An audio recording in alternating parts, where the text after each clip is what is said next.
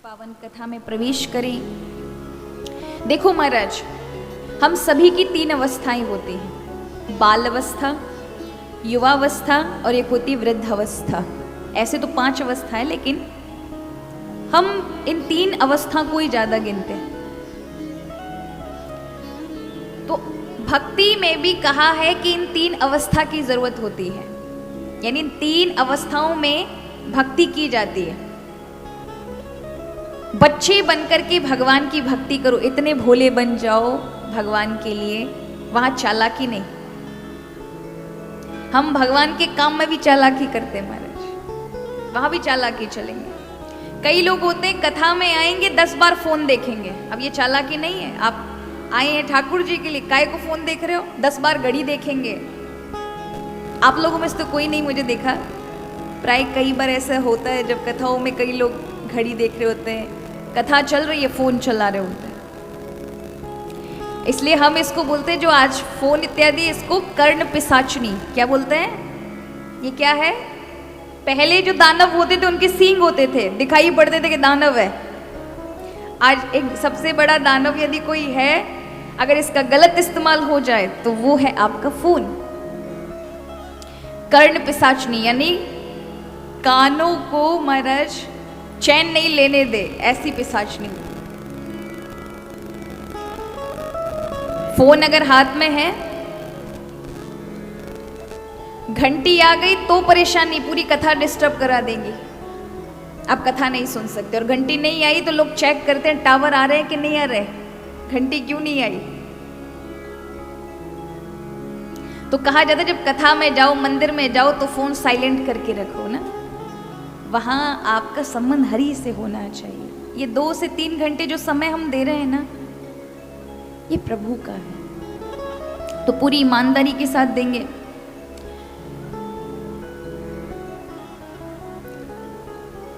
जो माताओं से एक और प्रार्थना है, सभी भाइयों से, माताओं से, सभी से, अगर आप करीब से आते हैं ना तो नंगे पांव आने की कोशिश करो। कैसे आओगे?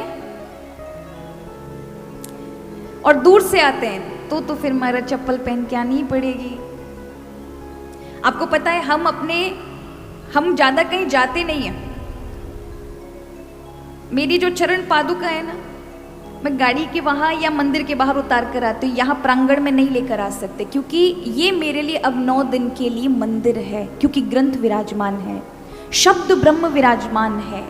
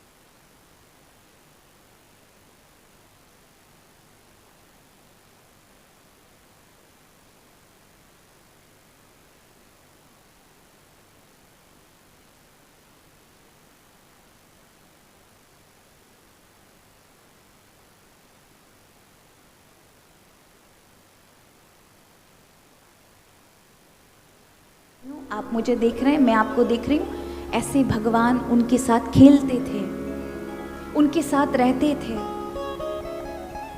तो ये नामदेव कीर्तन प्रेमी थे, कीर्तन को बहुत ज्यादा महत्व देते थे। कहीं भी कीर्तन सत्संग हो रहा होता था, वहां जाना और खूब कीर्तन करना, रम जाते थे। एक दिन शहर से वापस आ रहे थे, उनके पैरों में नई चप्पल थी, पुरानी चप्पल, गरीबी हालत थी। बहुत सालों बाद नई चप्पल बाजार से खरीदी, पहन के आ रहे थे। तभी सामने मंदिर में कीर्तन होता हुआ दिखा। अब उन क्योंकि कीर्तन छोड़ते नहीं थे, कहीं भी कीर्तन हो भगवान का, बस भक्त का मन भगवान खींच लेते हैं, तो भक्त कहीं भी होगा, भगवान की कथा कीर्तन हो रहा होगा, पहुंचेगा पहुंचेगा। वो नहीं पहुंचता, ठाकुर जी हृदय में बैठकर उसे बुला लाते हैं। इसलिए कहा जाता है, हमारे यहाँ संत बोलते हैं, जिसको आप चुनते हैं वोट दे करके, वो वोट देकर चुनने वाले संसद में बैठते हैं, और जिनको स्वयं भगवान चुनते हैं वो सत्संग में आके बैठते हैं। आप अपने परिश्रम से नहीं आ सकते, जिसको प्रभु खींच ले, क्या पूरा कुर्सी लगाऊं आ जाएगा? जिन जिनको प्रभु ने बुलाया होगा, जिन जिनको कि हाँ ये आना चाहिए,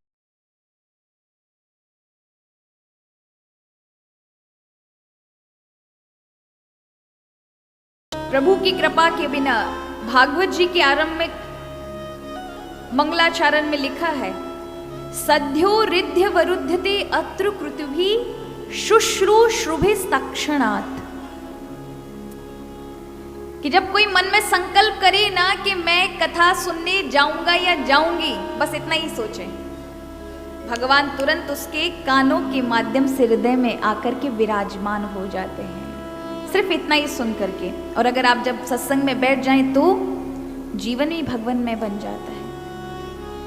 प्रभु की कृपा आप खींचकर ये सत्संग आपके जीवन में ले आता है। तो यहां ये नामदेव जी कीर्तन के प्रेमी थे, कीर्तन देखा, वहां विट्ठल भगवान का कीर्तन हो रहा था। चलो आपको मराठी में भी भजन सुना देते हैं, सुनाएं?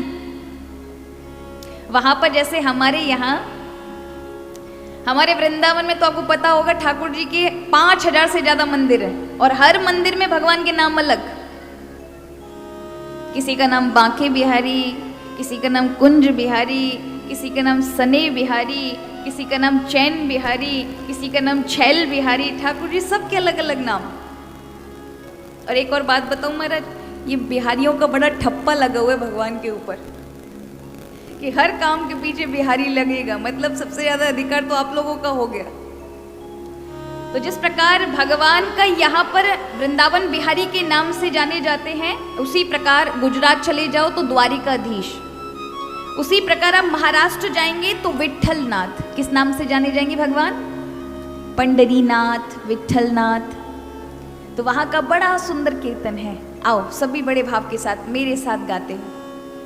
विठ्ठल माझा माझा,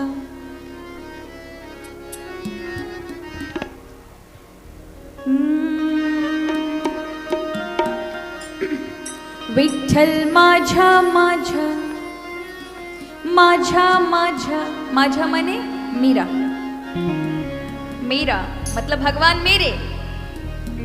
तो सभी बोलेंगे विठ्ठल माझा माझा, माझा माझा माझा, विठ्ठल माझा विठ्ठलाचा,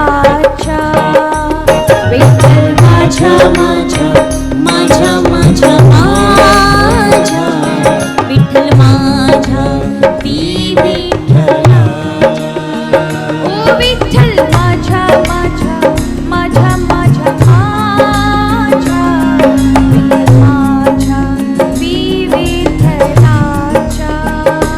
विठ्ठल माझा माझा, माझा माझा माझा, विठ्ठल माझा विठ्ठलाचा।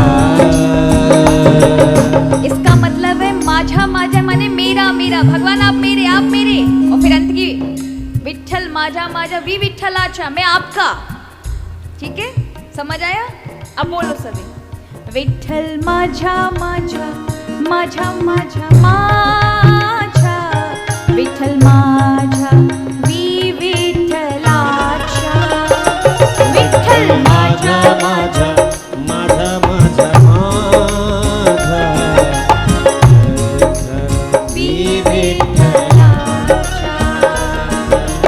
विठ्ठल विठ्ठल विठ्ठला, पांडुरंग विठ्ठला, विठ्ठल विठ्ठल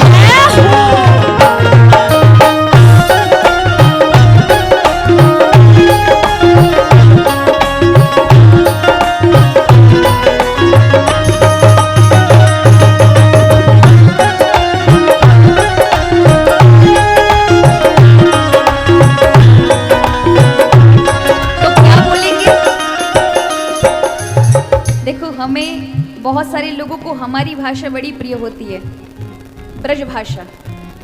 क्योंकि ब्रज भाषा जब मैं कथा करने जाती लोग मुझसे एक ही बात कहते हैं, आप ब्रज भाषा में कथा सुनाओगे?